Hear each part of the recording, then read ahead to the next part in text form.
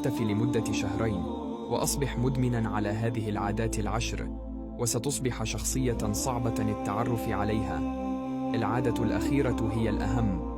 لا تنسى حفظ الفيديو للرجوع إليه لاحقاً.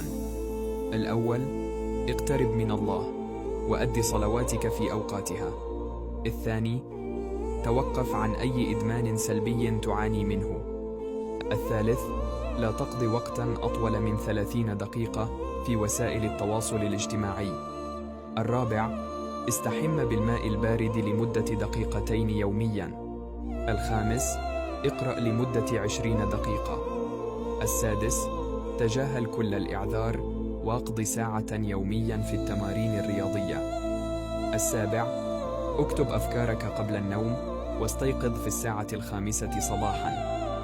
الثامن: حسن نظامك الغذائي باستهلاك الأطعمة المغذية. التاسع: تعلم مهارة جديدة على الأقل لمدة ساعة يومياً. العاشر: انضم إلى أكثر من 100 شخص ملهم.